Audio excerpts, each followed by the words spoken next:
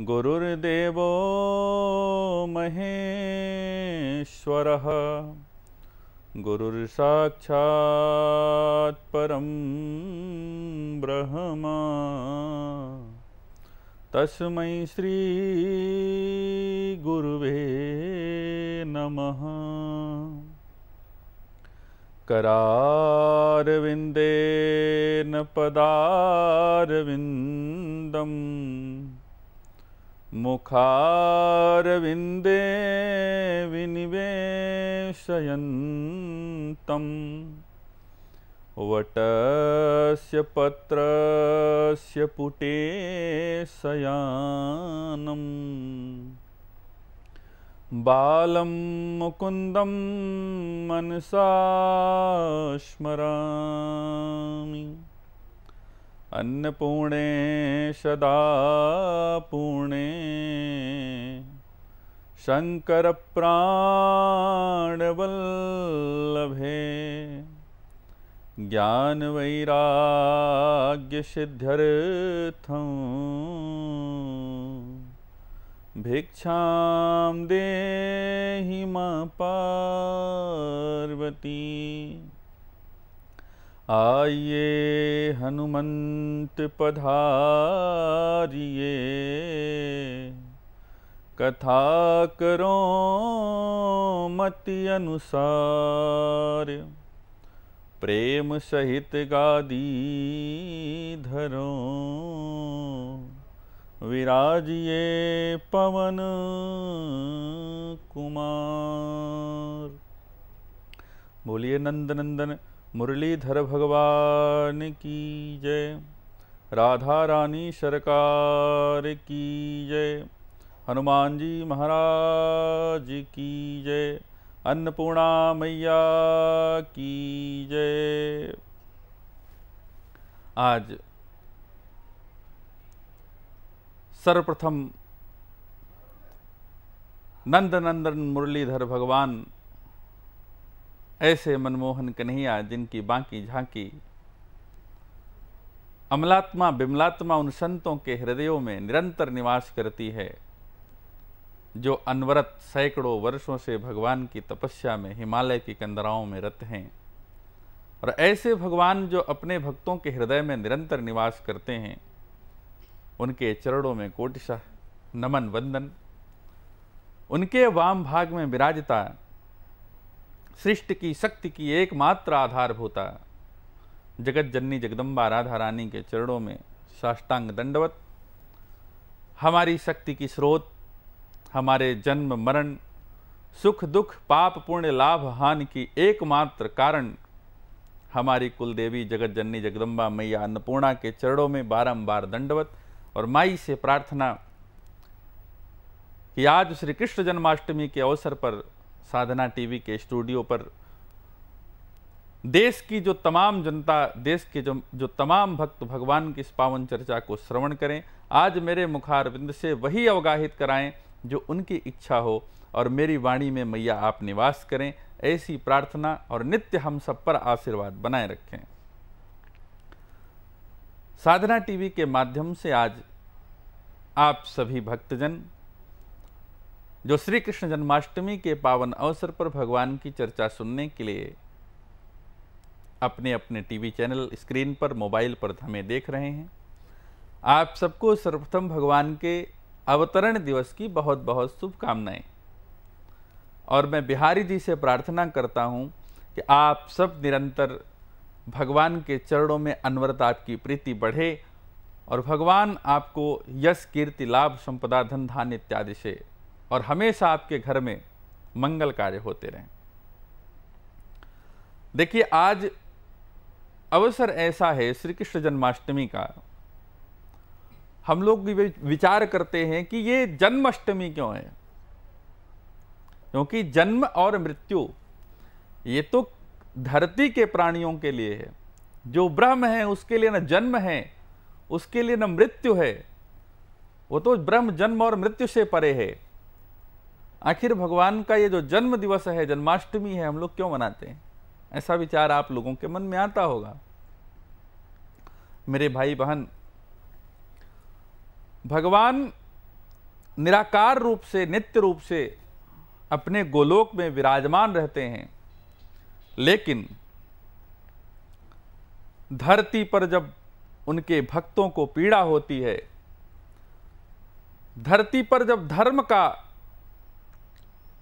नाश होना प्रारंभ होता है, ऐसी शक्तियां जो धर्म को पराजित करने में लगती हैं, पापाचार, अनाचार, दुराचार, अत्याचार जब धरती पर बढ़ जाता है, तो वही निराकार भगवान जो नित्य अपने लोक में निवास करते हैं, वो साकार होकर के धराधाम पर अवतरित होते हैं। भगवान ने गीता में कहा है, यदा यदा हि धर्मस्य ग्लानिर्भवति भारत अभ्युत्थानं धर्मस्य तदात्मानं सृजाम्यहम्। यदा यदा ही, जब जब धर्मस्य, धर्म का नाश होगा, धर्म को छीड़ करने वाले लोग धरती पर आएंगे, ग्लानिर्भवति भारत, जब जब धर्म की हानि होगी, ग्लानि होगी।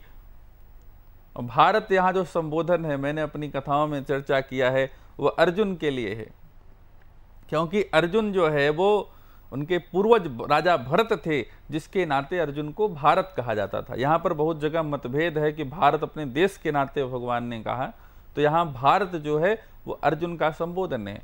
अर्जुन से भगवान ने गीता में कहा, जब जब धरती पर पाप पुण्य छीण करने वाले लोग होते हैं, पुण्य छीण होने लगता है, अभ्युत्थानम धर्मस्य, तब तब मैं धर्म के उत्थान के लिए, तदात्मानं सृजाम्यहम्, तब मैं अपने आप को सृजित करता हूं, यानी बनाता हूं।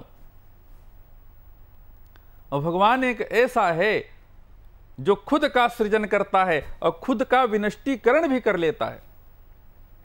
भगवान का जन्म जो है, भगवान का अवतार जो है, देखिए जन्म तो हम लोग अपने लौकिक व्यवहार की वजह से कहते हैं, लेकिन मूलतः भगवान अवतरित होते हैं। जैसे कौशल्या मैया के साथ क्या हुआ, भय प्रगट कृपाला दीन दयाला कौशल्या हितकारी। भय प्रगट कृपाला, भगवान जन्म नहीं लिए हो, भगवान प्रकट हुए, भय प्रगट कृपाला। ऐसे ही कन्हैया ने भी जन्म नहीं लिया। कथाओं में भागवत की आप सुनते होंगे, भगवान कारागार में चतुर्भुज रूप में प्रकट हुए मैया देवकी के सामने, हाथ में शंख, चक्र, गदा और पद्म थे।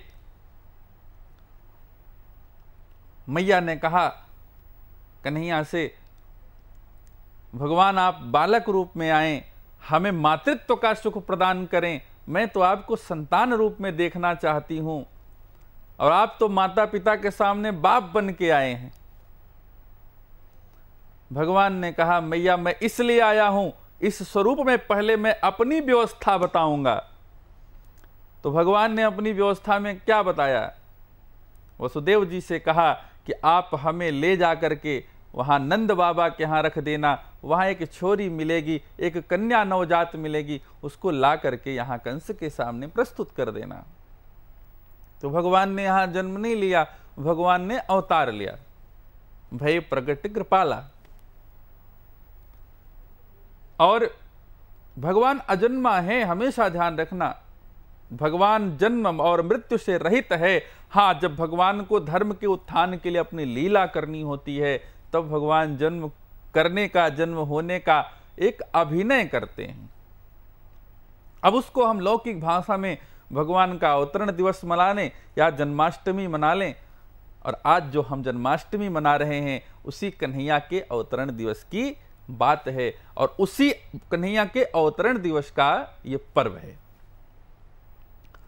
कन्हैया जब चतुर्भुज रूप में मां देवकी और वसुदेव के सामने प्रकट होते हैं, और उन्होंने बताया कि ऐसे ऐसे करना है, वसुदेव जी से कहा कि हमको ले जाके रखना, और वहां जो कन्या नवजात मिलेगी उसको यहां लेकर के आना।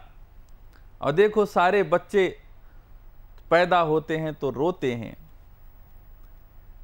राम जी भी जब जन्म लिए, प्रकट हुए मैया के सामने, रोया था। किलकारी सुन के दशरथ जी गए थे मैया के कौशल्या जी के महल में, लेकिन आज कन्हैया देखो रोया भी नहीं। जब मां ने कहा मुझे ये आपका चतुर्भुज रूप नहीं देखना है, तो भगवान ने कहा मैं तो आपको बताने आया हूं कि आगे क्या करना है। और जब भगवान ने अपने अभिनय की सारी लीलाओं को, पूरी स्टोरी को समझा दिया हो वसुदेव जी को, तब भगवान एक छोटे से बालक के रूप में परिणीत हो गए। और विचार करें, कन्हैया तब तक नहीं रोए जब तक वो यमुना जी का वो तट पार नहीं कर लिए, जब तक वो मैया यशोदा के पास नहीं पहुंच गए। आपने सुना होगा कथा के प्रसंग में, भगवान का जन्म हुआ, सारे पहरेदार सो गए। क्यों सो गए पहरेदार? देखो, जहां ब्रह्म होगा वहां जो माया के लोग होंगे वो निद्रा में आ ही जाएंगे। वो कभी ब्रह्म का दर्शन कर ही नहीं सकते, क्योंकि वो जगत की माया से ग्रसित हैं। ऐसे आज हम लोगों के साथ भी होता है, यथार्थ है। अगर हम आप ये सोचें कि हम भगवान का दर्शन कर लें, तो जो माया का पर्दा हमारी आंखों पर पड़ा है ये हमको सुला देता है और हम आप भगवान के दर्शन से वंचित हो जाते हैं। और यही कारण रहा कि कंस के कारागार में जितने सैनिक सिपाही लगे थे वो भगवान के माया के वशीभूत होकर के सो गए। दूसरा एक प्रश्न इसमें है, भगवान ने अंधेरी रात में, काली रात में ही क्यों जन्म लिया? देखो, भगवान तो काले भी थे, लेकिन मेरी मति जो ये कहती है, मैं आज सोच रहा हूं कि बहुत कम समय के लिए और एक विशेष चर्चा के लिए, जन्माष्टमी के लिए आप सबके सामने बैठा हूं, तो एक सार्थक चर्चा हो जाए और भगवान के जन्म के और भगवान के जो पूजन के विधान हैं, जो मेरी माताएं, बहनें, भाई भगवान के जन्माष्टमी का पूजन करेंगे रात्रि में, और जो लोग कल करेंगे वो किस विधान से पूजन करें कि भगवान प्रसन्न हो, इन सब पर भी हम लोग चर्चा करेंगे, ताकि आपका जो ये समय है वो सार्थक रहे। तो हम चर्चा कर रहे थे भगवान ने आधी रात में या काली रात में क्यों जन्म लिया। देखो, भगवान कृष्ण जो हैं वो चंद्रवंशी हैं, चंद्रमा के वंश में भगवान का अवतार हुआ। जब भगवान विष्णु कृष्ण के रूप में धरती पर अवतार लेने के लिए तैयारी कर रहे थे, चंद्रदेव ने भगवान से प्रार्थना करी, भगवान मैं चाहता हूं कि आप जब धरती पर अवतार लें मैं आपका दर्शन करता रहूं। और भगवान भी ये चाहते थे कि जब हम धरती पर पैदा हों या प्रकट हों तो कम से कम अपने पूर्वजों का सानिध्य मिले, और उन्हीं पूर्वजों के सानिध्य को, मनोरथ को पूर्ण करने के लिए, यानी चंद्रमा के मनोरथ को पूर्ण करने के लिए भगवान ने काली रात का सहारा लिया, या भगवान काली रात में प्रकट हुए। और यही बात बिल्कुल ठीक राम जी पर भी घटित होती है। राम जी कब जन्म लिए, राम जी कब प्रकट हुए? चैत्र का बिल्कुल तपती धूप, दोपहर के 12 बजे। एक प्रश्न यहां और भी है, अब दोपहर के 12 बजे हुए तो सूर्य भगवान बिल्कुल प्रचंड बेला में थे, और सूर्य कौन है? भगवान के पूर्वज भगवान राम सूर्यवंशी हैं। तो सूर्यवंशी भगवान जो राम जी थे वो अपने पूर्वज सूर्य को संतुष्ट करने के लिए, उनके सानिध्य में जन्म लेने के लिए आधी दोपहरी को जन्म लिए, और भगवान कृष्ण जो थे वो अपने पूर्वज चंद्र को संतुष्ट करने के लिए, उनका सानिध्य पाने के लिए आधी रात को जन्म लिया। भगवान के जन्म में जो कारण जुड़ते जाते हैं कहीं ना कहीं वो धरती के लिए बहुत हितकर होते हैं। एक प्रश्न और, भगवान कृष्ण रात्रि के 12 बजे जन्म लिए और भगवान राम दोपहर के 12 बजे जन्म लिए। ऐसा क्या था कि भगवान को ये 12 पसंद आया? कभी विचार करें आप। रात्रि के 12 बजे, आज जन्माष्टमी है, आप सभी लोग जगते रहेंगे, तो मैं सोच रहा हूं आज मेरी बातों का आप रियलाइज करें, थोड़ा सा ट्रायल करें कि आचार्य धीरज जी जो बोल रहे हैं पता नहीं वो सही है कि गलत है। आज रात में जब 12 बजे आप भगवान का जन्म कराने का जो भी पूजा पाठ का कृत्य है वो करने लगे, तो जब 12 बजे मोबाइल में, तो एक बार घड़ी पर निगाह मोबाइल के डालिएगा। आपके मोबाइल में घंटे और मिनट की सारे जगह शून्य हो जाएंगे। तो भगवान जो आधी रात को जन्म लिए उसको कहा जाता है शून्य काल। 12 बजे को कहा जाता है शून्य काल। और भगवान क्या है? भगवान भी शून्य है, क्योंकि जो निराकार ब्रह्म है उसकी जो संज्ञा है वो अपने वेदों ने, अपने पुराणों ने, अपने ग्रंथों ने भगवान को शून्य बताया है। और शून्य कितना बड़ा होता है देखो, एक के आगे रख दो, एक की औकात, एक की क्षमता एक इकाई की है, लेकिन अगर दाहिने तरफ भगवान एक जीरो बन के बैठ जाएं तो आपका मान 10 गुना बढ़ जाता है। इसलिए भगवान शून्य है, निराकार शून्य है। स्वामी विवेकानंद जी ने शिकागो के स्पीच में अपने प्रवचन में क्या कहा? शून्य पर ही तो चर्चा करी।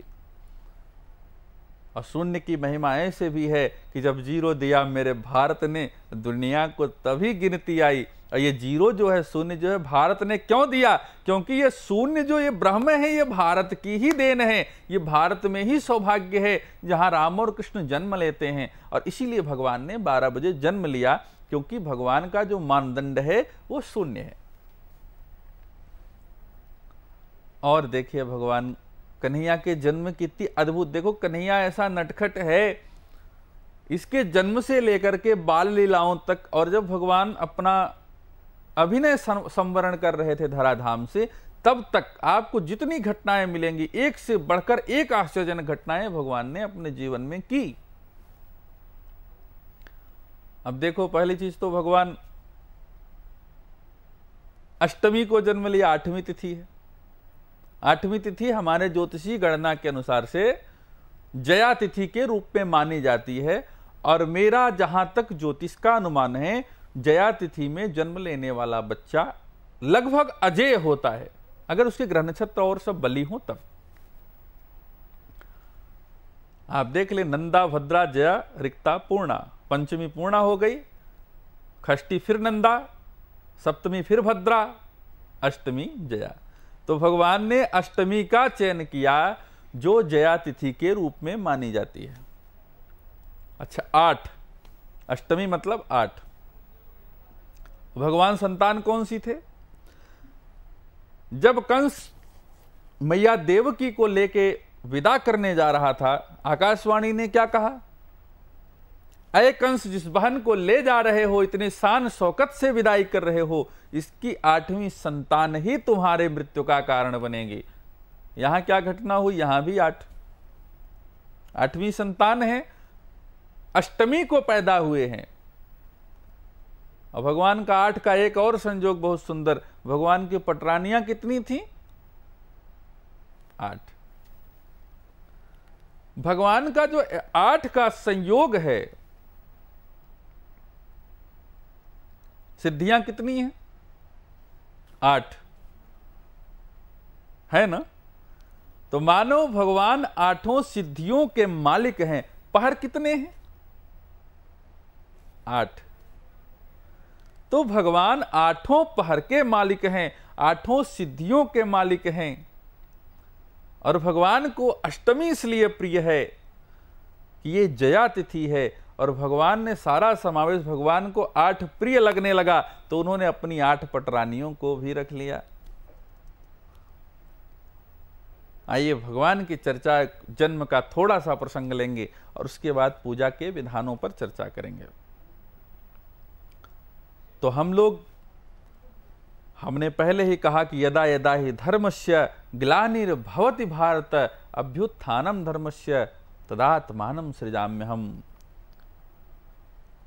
कंस का जब अत्याचार बढ़ा, और एक बार और की घटना आपने सुना होगा कि जब भगवान शिव के दोनों गणों को नारद जी ने 3 जन्म तक राक्षस होने का शाप दिया था, और बाद में जब नारद जी को ये इस गलती का एहसास हुआ, अनुभूति हुई कि हमसे गलत हो गया, उन्होंने भगवान रुद्र के दोनों गणों को एक आशीर्वाद भी दिया कि तुम 3 जन्म तक तो राक्षस होगे, पर तुम्हारे उद्धार के लिए भगवान को जन्म लेना पड़ेगा।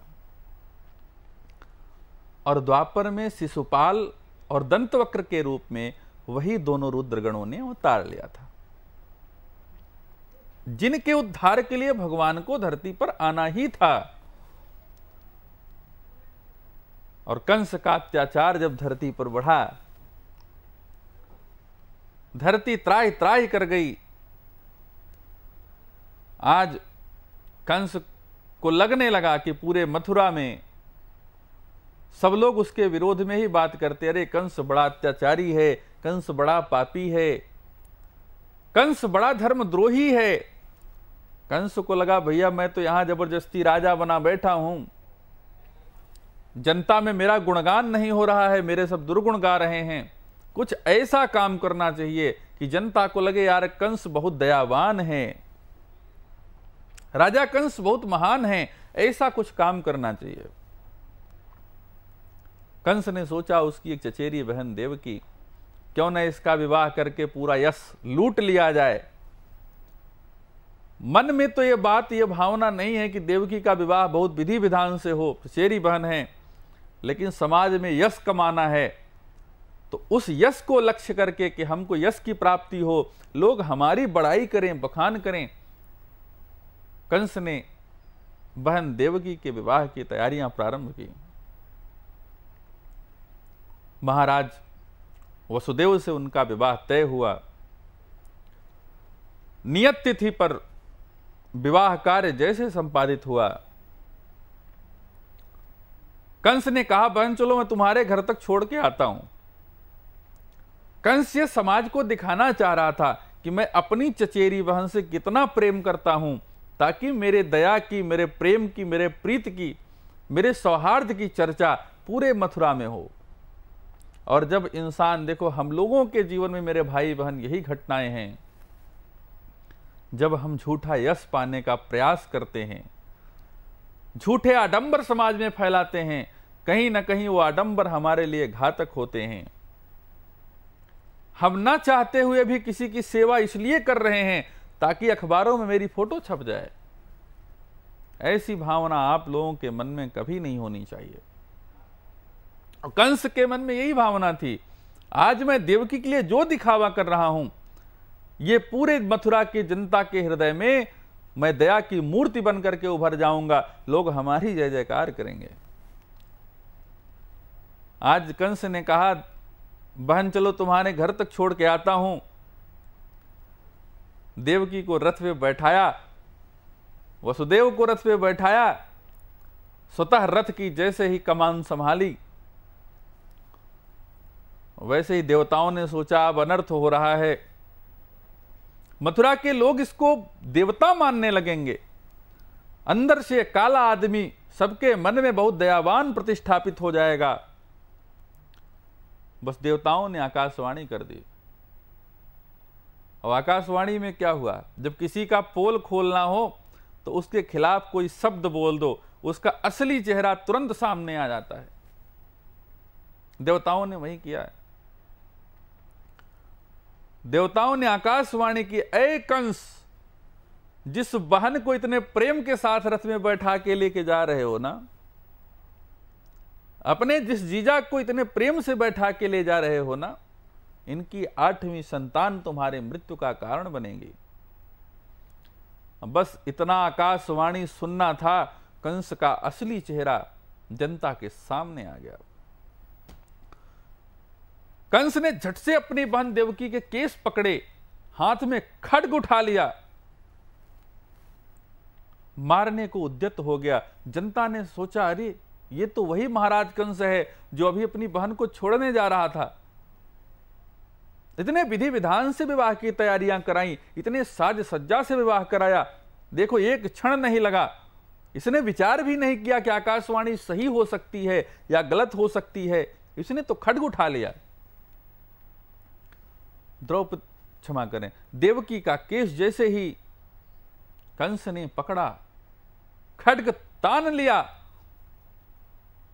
आज मैं तुम्हें मार डालूंगा, तुम्हारी 8वीं संतान मेरा काल क्या बनेगी, मैं तुम्हें जिंदा ही नहीं रहने दूंगा, तुम्हारी संतान कहां से होगी। लोग लाख लाख समझाए, कंस के दिमाग में कोई बात घुस ही नहीं रही। अंत में वसुदेव को लगा अब अधिक हो रहा है, हमें कुछ प्रयास करना चाहिए। कंस के चरणों में महाराज वसुदेव गिर पड़े। देखो कंस, ये तुम्हारी बहन है, भले ही चचेरी है, तुमने इतनी श्रद्धा के साथ, प्रीति के साथ, इतनी व्यवस्था के साथ इसकी विवाह को संपन्न कराया है। पूरे जगत में, पूरे लोक में तुम्हारी जय जयकार हो रही है। और आज अगर तुमने ये खड्ग अपनी बहन पर चला दिया, जितनी तुम्हारी यशो कीर्ति, जितना तुम्हारा यशोगान जगत में हो रहा है, उतना ही तुम्हारा अपजस गाया जाएगा। जीवन भर तुम बहन के हत्यारे कहे जाओगे, तुम पर कलंक लग जाएगा। देखो एक बात तुमको बताता हूं, तुम्हें यही है ना कि मेरी 8वीं संतान तुम्हारी हत्या करेगी, तुम्हारे मृत्यु का कारण बनेगी। मैं शपथ लेता हूं कि मेरी जितनी संतान होगी मैं तुम्हें समर्पित कर दूंगा, तुम उनको मार डालना। पर देवकी को मारना तुम्हारे अपजस का, तुम्हारे लोक निंदा का कारण बन जाएगा। कंस को लगा कि चलो ठीक है, वसुदेव जी शपथ ले रहे हैं, और सच में अगर यहां हमसे यह खड्ग चल जाता, लोक अपयश हो जाता। कंस ने जैसे तैसे खुद को समझाया और देवकी और वसुदेव को कारागार में बंद करा दिया। आज जब देवकी और वसुदेव कारागार में बंद हुए, समय के साथ पहला पुत्र कीर्तिमुख नाम का पैदा हुआ। वसुदेव महाराज हाथों में लेकर के आए, कंस को सौंप दिए। ये महाराज कंस, ये मेरा प्रथम पुत्र है, जैसा मैंने आपसे वादा किया था वैसा आज निभा रहा हूं, आप इसके साथ जो चाहो करो। कंस ने विचार किया कि जब देवकी की 8वीं संतान हमारी मृत्यु का कारण बनेगी, तो आज पहली संतान को मार करके क्या मिलेगा, और है तो ये बालक ही, वध के योग्य बालक नहीं होते। सोचा अच्छा ठीक है, ले जाओ, हमें 8वीं संतान से मतलब है, तुम्हारी पहली संतान मेरे किसी काम की नहीं है। और जैसे वसुदेव महाराज बालक को ले गए,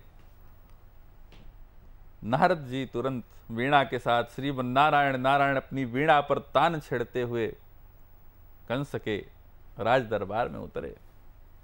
कैसे हो महाराज कंस? देखो नारद जी का सम्मान राक्षसों ने भी उतना किया जितना देवताओं ने किया।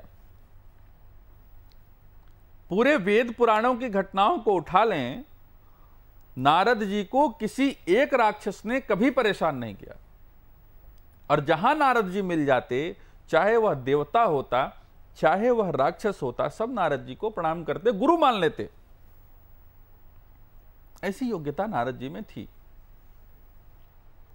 और नारद जी की बात, चाहे वो उस समय का त्रिपुरासुर हो और चाहे द्वापर वाला ये कंस हो, सब बहुत सम्मान के साथ जो कह देते वो आंख बंद करके मान लेते सब।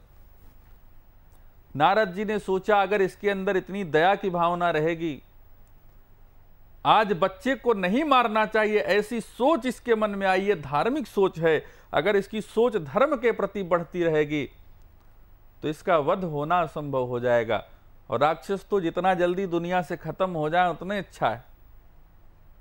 नारद जी ने सोचा विलंब नहीं होना चाहिए, कंस के पास पहुंचे। कंस ने पूरा स्वागत किया, आइए महाराज। नारद जी बैठे, महाराज एक कमल का पुष्प हाथ में लिए हैं और उसको घुमा घुमा के गिन रहे हैं, 1 2 3 4 5 6 7 8। अब इस पंखुड़ी को इधर कर दिए, घुमा दिए, दूसरी पंखुड़ी पकड़ लिए, 1 2 3 4 8 तक गए। अब कंस देख रहा है, नारद जी बारी बारी से 1 2 करके 8 तक गिनते हैं, फिर पंखुड़ी घुमाते हैं। कंस ने कहा क्या कर रहे हैं महाराज? नारद जी ने कमल का पुष्प कंस को पकड़ाया, बोले मैं बहुत भ्रमित हूं, एक बार आप गिनो कितनी पंखुड़ी है। कंस ने गिना 1 2 3 4 5 6 7 8। नारद जी ने कमल का फूल घुमा दिया, फिर गिनो, फिर गिना। नारद जी ने कहा बताओ इसमें पहला कौन है, 8वां कौन सा है। कंस भ्रमित हो गया कि जिस पंखुड़ी को अभी 1 गिन रहे थे अब की बार वह पंखुड़ी 8 हो गई है, और जिसको 8 गिन रहे थे अब की बार वो 1 हो गई है।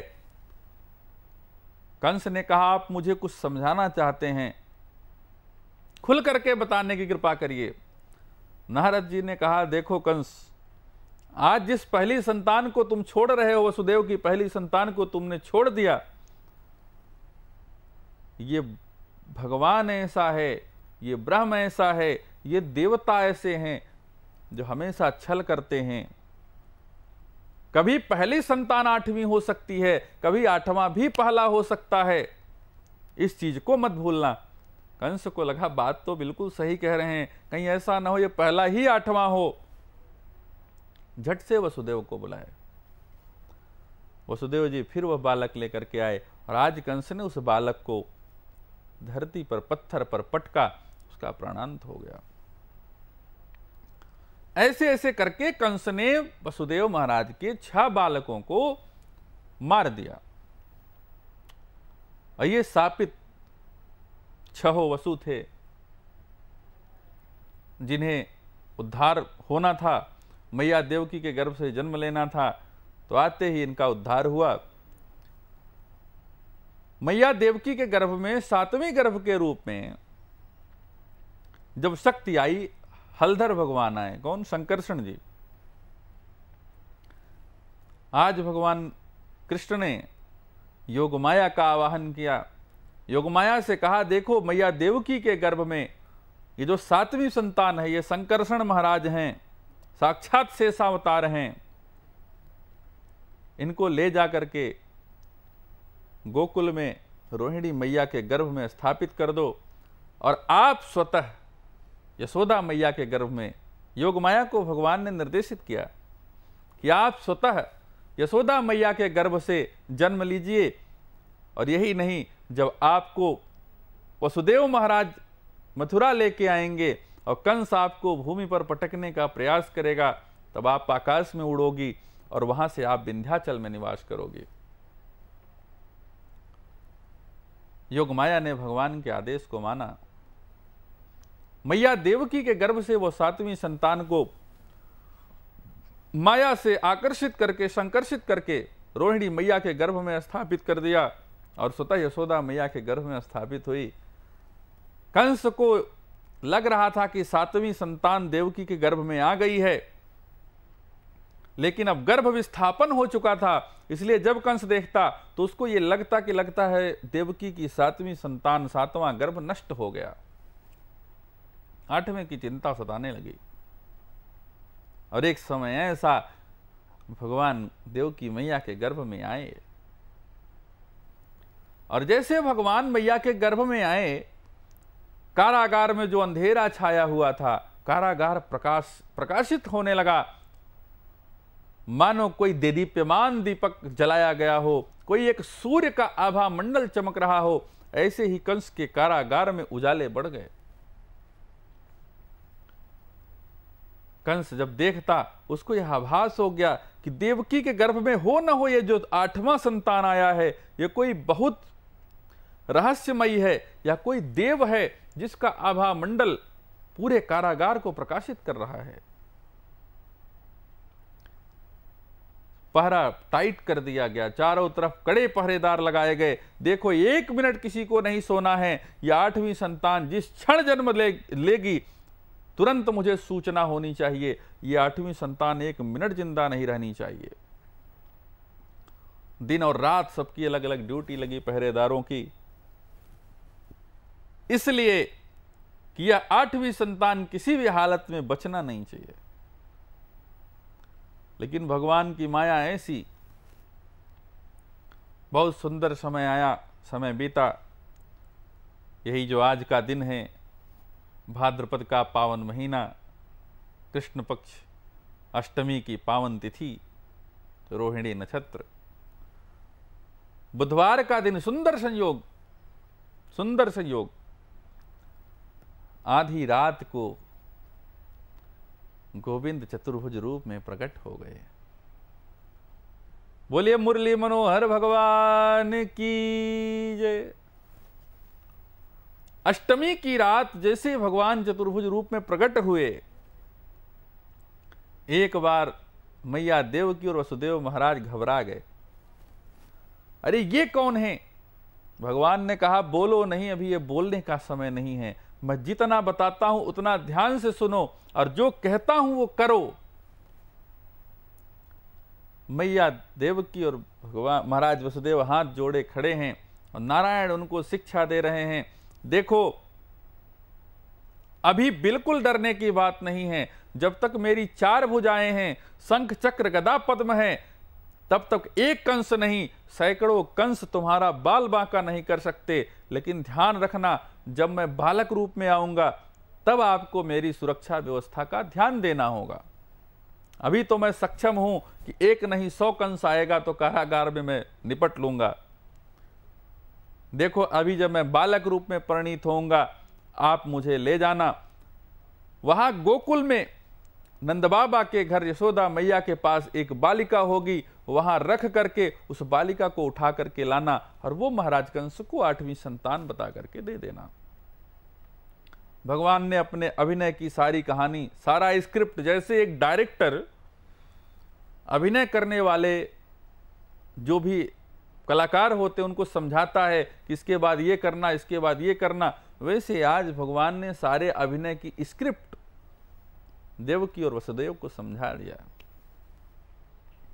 और देखिए भगवान की योगमाया का प्रभाव ऐसा, जितने पहरेदार लगे थे सबको योगमाया ने ऐसा ग्रसित किया, अपने आगोश में ऐसा लिया, आज सभी पहरेदार सो गए। और भगवान देखो फिर मैया देवकी के निवेदन पर बालक रूप में परिणीत हुए और वसुदेव महाराज सूप में सुलाए। और जैसे जैसे आगे बढ़ते जाते खटाखट कारागार के जो ताले थे, बेड़ियां थी, हथकड़ियां थी, टूटती जाती, खुलती जाती। निडर भाव से, क्योंकि भगवान का संरक्षण प्राप्त हो गया था वसुदेव जी को, इसलिए वसुदेव जी बिल्कुल नहीं डर रहे थे, अपने लक्ष्य पर आगे बढ़ रहे थे। और दुनिया में भी यही बात है। अगर भगवान की कृपा आप अपने ऊपर समझें, अगर आपको लगे मेरा भगवान मेरे साथ है, अगर आपको लगे कि मैं कन्हैया का भक्त हूं, कन्हैया मेरे साथ है, तो आपको अपने जीवन में कभी किसी से नहीं डरना चाहिए। अगर डरो तो सिर्फ भगवान को डरो, क्योंकि अगर कुछ करने वाला है तो ईश्वर ही है। इंसान के हाथ में, मनुष्य के हाथ में कुछ नहीं है। मारने वाला है भगवान, बचाने वाला है भगवान। तो आखिर दुनिया के लोगों से क्या डरना। आज वसुदेव जी सोच रहे हैं, जिस कन्हैया, जो कन्हैया छत्र छाया बन के मेरे ऊपर बैठा है, जिसकी छाया मुझ वसुदेव पर है, उसका एक नहीं 1 लाख कंस हो तो क्या बिगाड़ पाएंगे। निडर भाव से वसुदेव जी आज जेल से आगे बढ़ते चले गए। आहा, जैसे जेल से निकले, यमुना मैया की तरफ बढ़े। अब यमुना मैया देखो, भादों का महीना आज भी देख लो, वृंदावन में उफान मार रही यमुना मैया। हल्की हल्की बरसात होने लगी। अब वसुदेव जी सोच रहे हैं, चलो जिस कन्हैया ने कहा है पार जाना, व्यवस्था वही बनाएगा। यमुना जी में उतरे, घुटने तक जल, फिर धीरे धीरे कटी तक जल हो गया। एक समय ऐसा आया जब वसुदेव जी के कंधे तक जल हो गया। वसुदेव जी सोच रहे हैं कि यमुना जी बढ़ती क्यों जा रही, और इधर कन्हैया विचार कर रहे हैं। यमुना मैया जो है भगवान की 8 पटरानियों में एक हैं, सूर्य की पुत्री हैं और भगवान की पटरानी हैं। तो कौन पत्नी ऐसी नहीं होगी कि जब उनका पति जन्म ले और वो जानती रहे कि हमारा पति है, तो कौन चरण स्पर्श नहीं करना चाहेगी। और आहा, वो तो धन्य है भैया कि जिनका पति न केवल उनका पति है, पूरी दुनिया का पति है, पूरी दुनिया का मालिक है। ऐसे कन्हैया को पति पाया यमुना मैया ने, कितना भाग्य है।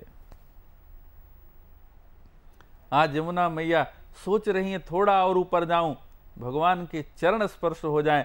भगवान ने कहा वसुदेव जी हमारे पिताजी घबराएंगे।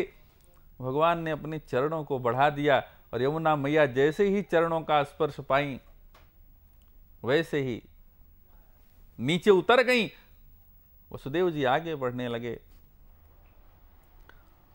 भगवान शेषनाग जी ने विचार किया, ये बारिश हो रही है, ये कन्हैया भी छोटा सा है, सूप में है, इसको जुखाम हो जाएगी, सर्दी हो जाएगी, तबीयत खराब हो जाएगा। देखो लक्ष्मण जी को राम जी की चिंता हमेशा रहती थी, साथ साथ अंगरक्षक बने रहते थे। भगवान राम जी सोते तो लक्ष्मण जी धनुष और बाण लेकर के द्वार पर रखवाली करते, इतनी चिंता थी भाई की।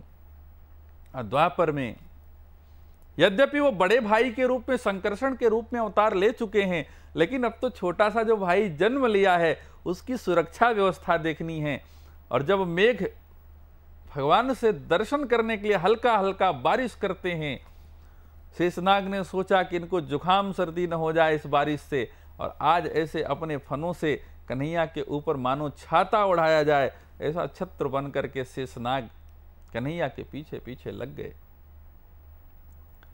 वसुदेव जी आज उनको सर पे रख के, यमुना मैया ने रास्ता दे दिया, गोकुल पहुंचे। यशोदा मैया के बगल में भगवान को लिटा दिया, और वो योग माया जिन्होंने अब एक नन्ही सी बालिका के रूप में जन्म लिया था, अवतार लिया था यशोदा मैया के गर्भ से, उस बालिका को सूप में सुलाया और रातों रात वसुदेव जी वापस हो गए। जैसे वापस हुए यथास्थिति, जैसे पहले ताले बंद थे, जैसे पहले हथकड़ियां बेड़ियां लगी थी, सारी स्थिति वही की वही हो गई। और जैसे ये बालिका कंस के कारागार पहुंची, अब रोने वाली प्रक्रिया प्रारंभ। योगमाया रोने लगी। कंस ने सोचा अरे अरे ये तो 8वें का जन्म हो गया है, और इतने में सब सिपाहियों की नींद खुल गई। दौड़े दौड़े दौड़े, अरे महाराज हाँ 8वें का जन्म हो गया है। कंस ने सोचा चलो ठीक है। आए वसुदेव जी ने जैसा भगवान ने कहा था, उस नन्ही सी बालिका को कंस की गोद में दे दिया। कंस सोचता है कि 8वीं संतान कहा था, हमें लग रहा था कि 8वां पुत्र होगा। देवता कितने छल करने वाले हैं, देखो पुत्र कह के पुत्री भेज दिया है। कंस मन में विचार करता है, पर यह सोच रहा है कि देवता तो छलिया होते ही हैं, चलो जो भी है 8वीं संतान तो है, इसको मार देना चाहिए। और आज योगमाया का पैर पकड़ा, और जैसे ही वो पत्थर पर पटकने चला, वह हाथ से छिटकी और आसमान में अपने 8 भुजाओं के साथ मैया खड़ी हो गई। और मैया जब खड़ी हुई, कंस भयभीत हो गया। कंस से कहा, ए कंस, ए मूर्ख, तुम जिसको मारना चाहते हो वह तुम्हारा मारने वाला तुम्हारे ब्रज में पैदा हो चुका है। कंस भयभीत हो गया, पूछना चाह रहा था कि बताइए कहां हुआ है। महामाया ने कहा कि जहां हुआ होगा तुम्हें पता चल ही जाएगा। और आज कंस को अपनी गलती पर पश्चाताप हुआ, मां से क्षमा मांग रहा है, लेकिन मैया आकाश में अंतर ध्यान हो गई, और वही मैया विंध्यवासिनी के रूप में हम लोगों के बीच आज देखिए अपना आशीर्वाद प्रदान करती हैं, विंध्य पर्वत से अष्टभुजी के रूप में। नंद गोप गृहे जाता, यशोदा गर्भ संभवा, ततस्तौ नाशयिष्यामि विंध्याचल निवासिनी। नंद गोप गृहे जाता, यशोदा गर्भ संभवा। दुर्गा सप्तशती में मार्कंडेय पुराण में वर्णन है। देखो भगवान कन्हैया की बहुत प्यारी बहन है अष्टभुजी मैया, इसलिए ये दोनों भाई बहन लोक कल्याण के लिए मैया ने कितना उपकार हम लोगों पर किया। देखिए आज सानिध्य बना रहता है। और एक ही तिथि है। जैसे आज हम लोग भगवान की जन्माष्टमी मनाते हैं, वैसे ही आज मैया अष्टभुजी के भी जन्म की अष्टमी है। और जैसे ही कंस को अपनी भूल का पश्चाताप होने लगा, हमसे गलती हो गई, हमने नारायण से शायद विरोध कर दिया, हमने पाप कर्म किए, सोचा चलो जो हुआ सो हुआ, आज वसुदेव को देवकी को बेड़ियों से मुक्त कर देता है। और इधर जैसे आप जानते ही हैं, उसके बाद भागवत में हम लोग विस्तृत चर्चा करते ही हैं, नंद बाबा के घर जब भगवान प्रातः काल हुआ और भगवान ने वहां भी रोना गाना शुरू किया, नंदा सुनंदा ने नंद बाबा को बताया कि बाबा लाला जायो है, और आज नंद भवन में ही नहीं पूरे गोकुल में महाराज ऐसा उत्सव होने लगा जैसे 1 महीने का उत्सव जब राम जी पैदा हुए थे। मास दिवस कर दिवस भा मरम न जाने कोई, और रथ समेत रवि था क्यों निशा कवन विधि होई। जैसे भगवान राम के जन्म के समय में सूर्य भगवान 1 महीने तक अयोध्या का चमत्कार देखते रहे, उल्लास देखते रहे, उनको पता ही नहीं चला कि 1 महीने का समय बीत गया। आज वैसे ही श्रीमद् भागवत की कथा में चर्चा आती है कि यथास्थिति जो नक्षत्र जहां जैसे थे वो वहीं रुक गए, जो तारा मंडल जहां के जैसे थे वो वहीं रुक गए, सूर्य चंद्रमा ग्रह जो जहां थे वहीं रुक गए, और सब गोकुल की छटा को निहार रहे हैं। आहा, कितना सुंदर उत्सव है। हम लोग भागवत की कथा में उत्सव की चर्चा का आनंद लेंगे, और आज जन्माष्टमी इसलिए जन्म पर ही, और ये भगवान की जो कथा है जन्म वाली, ये भगवान के जन्म और जन्म उत्सव तक, नंदोत्सव जिसको हम लोग बोलते हैं, आज की पूजा में आप लोग इसको जरूर शामिल करिए।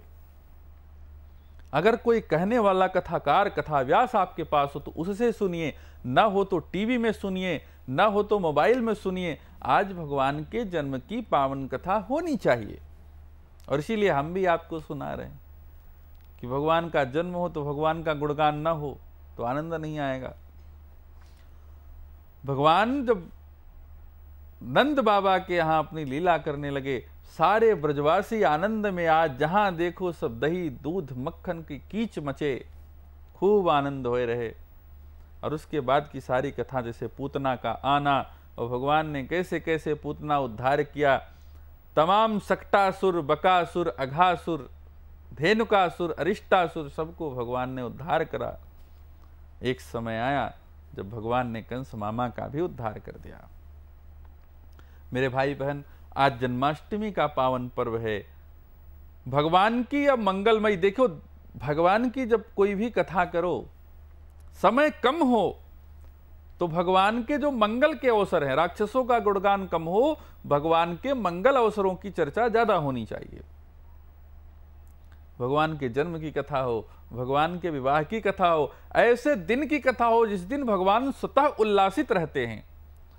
ऐसे दिन नहीं जब भगवान कष्ट में हो, भगवान लड़ रहे हो, ऐसा कभी नहीं। जब कम समय हो तो भगवान के मंगल दिनों की कथा सुनो, और ऐसा करने से आपके जीवन में भी मंगल आता है।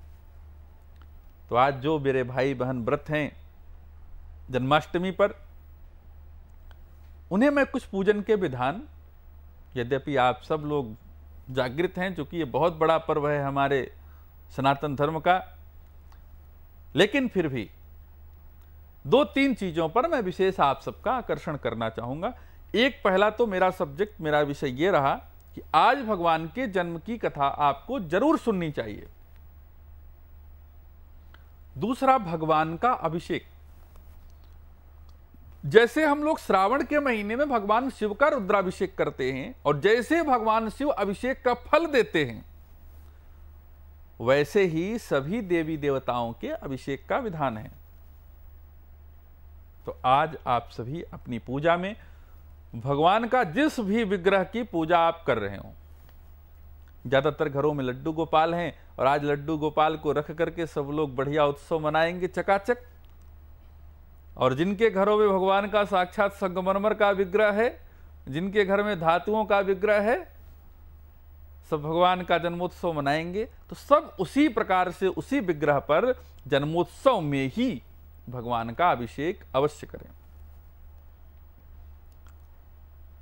सबसे पहले हाथ जोड़ें, हाथ में पुष्प लें, भगवान को ध्यान करें। ध्यान से ही आपकी पूजा प्रारंभ होनी चाहिए, क्योंकि ध्यान जब आप करते हैं तो चूंकि जो मूर्ति आपकी प्रतिष्ठापित है उसमें प्राण प्रतिष्ठा की कोई आवश्यकता नहीं है, इसलिए भगवान को ध्यान करना चाहिए। तो जब भगवान आपके उर में, आपके हृदय में उस ध्यान के माध्यम से आ जाते हैं तो आपकी सारी पूजा को स्वीकार करते हैं। सर्वप्रथम हाथों में अक्षत पुष्प लें और भगवान के जो श्लोक आपको याद हों, करारविंदेन पदारविंदम मुखारविंदे विनिवेशयंतम वटस्य पत्रस्य पुटे शयानम बालम मुकुंदम मनसा स्मरामि। जो श्लोक, जो मंत्र भगवान के याद हो और कुछ न याद हो तो सबसे सरल है, आप जितने प्रेम से भगवान को बुला पाओ, ऐ मदन गोपाल, ऐ नटवर, ऐ नटखट, ऐ माखन चोर, मैं आपकी पूजा करने चल रहा हूं, मेरी पूजा स्वीकार कीजिए। ऐसा करके अगर आपको श्लोक नहीं याद है तो ये सबसे अच्छा तरीका है कि भगवान को अपने भाव अर्पित कर दीजिए। उसके बाद भगवान को आसन, फिर पाद्य अर्घ आचमनी, पाद्योपाद्यम हस्त्योर्घम मुखाम्बुजे आचमनीयम। उसके बाद भगवान के स्नान का विधान है, सर्वांगे स्नानीयम जलम समर्पयामि। और इसी स्नान के क्रम में आप कटोरियों में दूध रखें और भगवान का उस दूध से खूब अच्छे से स्नान कराएं। पया पृथिव्याम पे ओषधीषु, अगर मंत्र याद है तो ठीक है, और नहीं तो सबसे अच्छा मंत्र यह है कि ऐ मेरे मुरली मनोहर, मैं आपको दुग्ध से स्नान करा रहा हूं, मेरे इस स्नान को स्वीकार करिए। सबसे अच्छा मंत्र है। और अच्छा है कि इस दौरान आप भगवान का ओम नमो भगवते वासुदेवाय द्वादशाक्षर का जप करते रहें, सबसे सुंदर है। दुग्ध स्नान कराइए भगवान को, फिर भगवान को दही से, दधिक्रामणों का रेखंगिषणो रस्वादिनः, यह मंत्र न याद हो तो फिर वही बात कि भगवान से कहिए, भगवान मैं आपका दधि स्नान करा रहा हूं, प्रेम से इसको अर्पित कर रहा हूं, आप इसको स्वीकार करिए। और भगवान को दधि स्नान के बाद इसी प्रकार से भगवान को देशी घी से स्नान कराइए, इसी प्रकार से आप मधु से स्नान कराइए, इसी प्रकार से आप भगवान को शर्करा से स्नान कराइए। ये क्या हो गए? दूध, दही, घृत, मधु और शर्करा, ये हो गए आपके पंचामृत। भगवान को किसी भी अच्छी थाली में, जो आपके पास सुंदर हो, प्रयास करिए नई थाली हो, उसमें स्थापित करिए। और इन पांचों द्रव्यों से, ये पांच प्रकार के अमृत हैं, दूध, दही, घृत, मधु, शर्करा, और इन पांचों से भगवान का स्नान कराइए। तो थाली में जो अमृत पांचों गिरेंगे, ये आप बाद में भगवान के चरणामृत के रूप में स्वतः भी लीजिए, और जो लोग आपकी पूजा में शामिल हों उनको ये चरणामृत दीजिए। भगवान को स्नान कराने के बाद भगवान को वस्त्र का विधान है। आपके पास ईश्वर ने जैसी क्षमता दी हो, जैसा अलंकार करने का सौभाग्य आपको दिया होगा, उसी हिसाब से, उस अनुपात में आप भगवान का आभूषण से, वस्त्र से श्रृंगार करें। जो पुष्प, माला, चंदन, देखो बढ़िया केसर हो, महकता हुआ तो और आनंद है, न हो तो रोली हो, कुमकुम हो, इससे भगवान का तिलक करिए, चंदन लगाइए। माला, फूल जो उपलब्ध हो, भगवान का श्रृंगार करिए, पहनाइए। उसके बाद प्रक्रिया है धूप की, दीप की, भगवान को धूप और दीप करिए। और फिर प्रक्रिया आती है नैवेद्य की। देखो आज के दिन प्रयास करिए कि भगवान को माखन और मिश्री बहुत प्रिय है। कन्हैया को अगर आज माखन मिश्री का आप एक कटोरी में बढ़िया, देखने में बढ़िया लगना चाहिए, क्योंकि भोग कम अच्छा हो लेकिन देखने में अगर अच्छा हो तो आपके अतिथि का मन प्रफुल्लित हो जाता है। जैसे आप भरी थाली खाना पसंद करते हो ना, अलग अलग कटोरियां लगी, कितना सुंदर लगता है, खाने में भी रुचिकर रहता है और मन में आनंद आता है। उसी तरीके से जब भी भगवान को नैवेद्य अर्पित करें, आजकल विधान में देखिए पंडितों में आता है, कहीं दोने में कुछ फैलाए, कहीं कुछ फैलाए, कहीं दोने का नैवेद्य नीचे गिर रहा है। ऐसा कभी नहीं होना चाहिए। यह भगवान के नैवेद्य का अपमान है। मेरा आप सबसे निवेदन, अच्छी सी कटोरी लीजिए सुंदर, और भगवान का जो माखन और मिश्री है ऐसे सजाइए जैसे आप किसी अपने अतिथि को, और भगवान से बड़ा अतिथि कौन होगा आपके जीवन में। और तुलसी का पत्र आपको तब उसमें रखना है जब आप भगवान के जन्म की पूजा कर रहे हों, यानी भोग लगाते समय तुलसी का पत्र रखना चाहिए। पहले से नहीं कि नैवेद्य हमने रखा है और उसी में तुलसी का पत्ता डाल दिया, ऐसा नहीं। आप तुलसी का पत्र भगवान के उस नैवेद्य में तब डालें जब आप भगवान को अर्पित करने चल रहे हों। तो दही का भोग, माखन और मिश्री का भोग अलग अलग कटोरियों में भगवान को लगाएं, और भगवान इससे बहुत सहज प्रसन्न होते हैं। भगवान को सबसे प्रिय माखन है। उन्होंने गोकुल में जो लीलाएं करी, माखन चोरी की लीला सर्वाधिक प्रिय भगवान को इसलिए आई क्योंकि भगवान को माखन बहुत प्रिय है। माखन में कुछ क्वालिटी भी है ना, भगवान को क्यों प्रिय है? क्योंकि संतों का हृदय नवनीत कहा गया, संत हृदय नवनीत समाना। क्योंकि नवनीत में ऐसे गुण हैं जो गुण संतों के हृदय में बसते हैं। यह खुद तो पिघल जाता है लेकिन दूसरों को शीतलता प्रदान करता है। कोई माखन खाए तो उसका हृदय ठंडा होता है। तो माखन क्या करता है? अपने अस्तित्व को तो समाप्त कर लेता है लेकिन दूसरों के हृदय को ठंडा करता है। इसलिए भगवान नवनीत को बहुत पसंद करते हैं। माखन और मिश्री का भोग लगाएं मेरे भाई बहन, और नैवेद्य के बाद जो भी फल आपके पास उपलब्ध हो। देखो खीरा हम लोग आज के दिन बहुत मान्यता है, कई मंदिरों में हम लोगों ने देखा खीरा भगवान को लगाएंगे और जन्म के समय खीरे को चाकू से काट देंगे। ऐसा कभी ना करें। 1 रुपए का सिक्का जो भगवान की पूजा में आप रखें, उसी खीरा को उस सिक्के से काटने का प्रयास करिए। इसको नालच छेदन की विधि मानी जाती है। जैसे हम बच्चे का जन्म संस्कार करते हैं नालच छेदन करके, खीरे को नालच छेदन के लिए माना जाता है। चाकू से काटेंगे तो वो अनुचित है। तो आप इसका ध्यान रखें, और जो भी फल हो उस फल को आप भगवान को अर्पित करें। और मंत्र नहीं है तो भगवान से कहिए, कन्हैया मेरे पास ये है, इसको तू स्वीकार कर। और देख लेना भगवान आपके प्रेम को मान करके, आपकी भावनाओं को मान करके आपकी ये पूजा जरूर स्वीकार करेगा। क्योंकि भगवान कभी आपके धन का, वैभव का, संपदा का भूखा होता नहीं है। आप भगवान को 1000 रुपए किलो की रबड़ी चढ़ाओ, मिठाई चढ़ा दो, भगवान के लिए वो तुच्छ है जब तक आपके अंदर भाव नहीं है। क्योंकि भाव प्रधान है। भगवान तो दुनिया को देने वाला, दुनिया तो भिखारी है, भगवान तो दाता है। दाता को क्या आवश्यकता है? लेकिन आपका प्रेम भाव आपके चढ़ाने वाले वस्तु से अधिक होना चाहिए। जो फल उपलब्ध हो उनको चढ़ाएं। फल के बाद भगवान को तांबूल अर्पित करें, उसमें लौंग हो, इलायची हो, और तांबूल में जो भी अच्छी चीजें पड़ती, सुगंधित हो, सुवासित हो, भगवान को ऐसे तांबूल प्रस्तुत करिए, निवेदित करिए। और तांबूल के बाद नियम है कि जो भी आपकी सामर्थ्य हो, आपकी इच्छा हो, भगवान को दक्षिणा निवेदित करें।